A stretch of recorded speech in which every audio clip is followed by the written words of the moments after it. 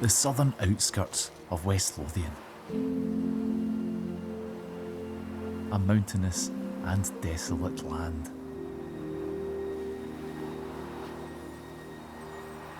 Here, amongst the undulating Pentland Hills, lies the county's highest point. West Cairn Hill, the roof of West Lothian.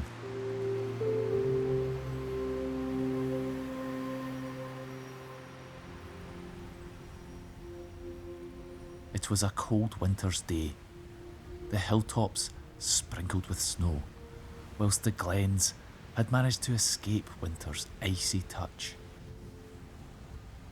A lifeless and motionless land. Or so it seemed. The hills were very much alive. People taking advantage of the little freedoms we can still have. The fields playing host to some winter visitors.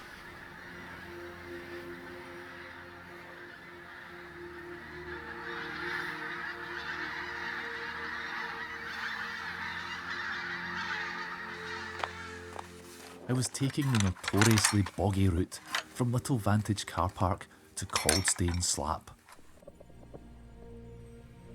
This route really does blur the line between bog and pond.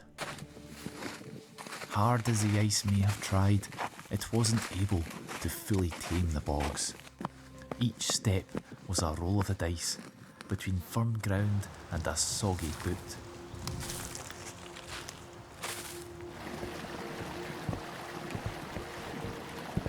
Crossing the river running high with meltwater, I followed in the frozen footsteps of those who came before me. My first waypoint of the day was Caldstane Slap, a small mountain pass between East and West Cairn Hills. Getting there is an adventure in itself. The purple hues of the heather were buried under a colourless blanket.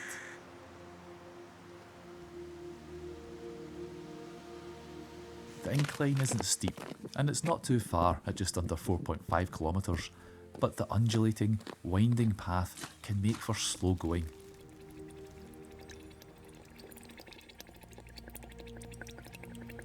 A look behind now and then reveals the precision lines of the Forth Bridges and the smooth, complementary curves of Fife's Mountains beyond.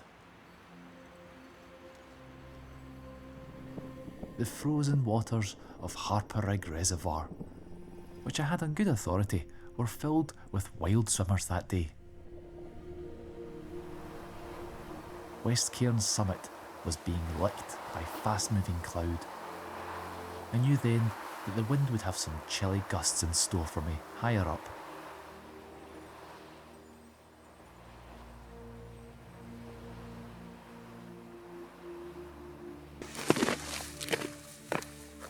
I'd finally made it past the snow line. The mud and ice replaced by powdered white.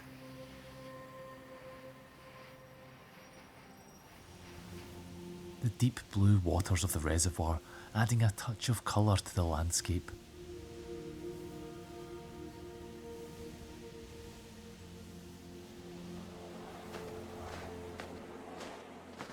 At last, I had reached Caldstane Slap. This secluded little Bealach feels remote and wild.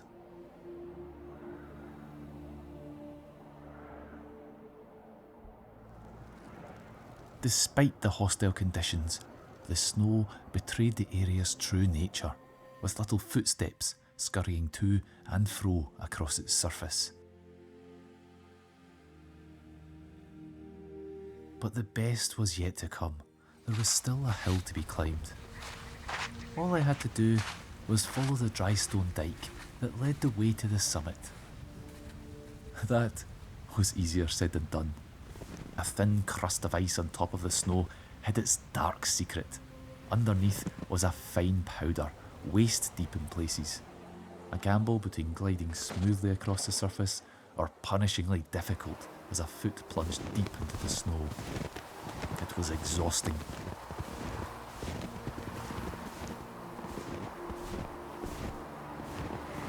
The higher I got, the colder it became, and the sturdier the ice underfoot.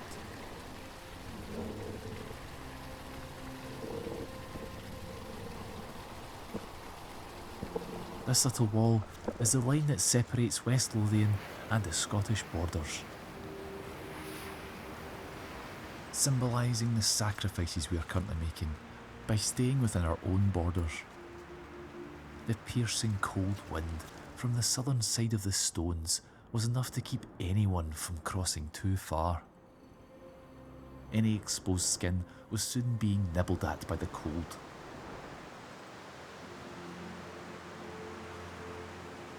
At last, the summit. For 5 minutes, I was the highest person still touching ground in the entire county. The highest person in West Lothian.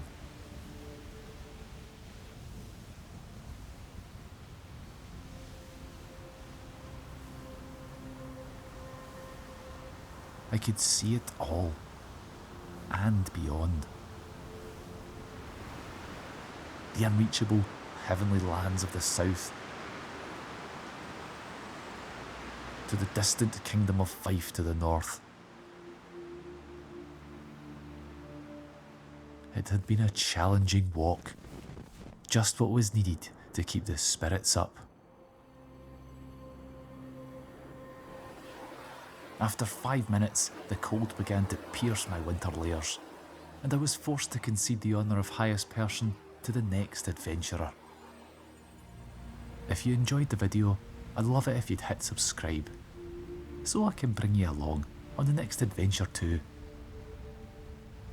Thanks everybody for watching, and I'll see you all next time.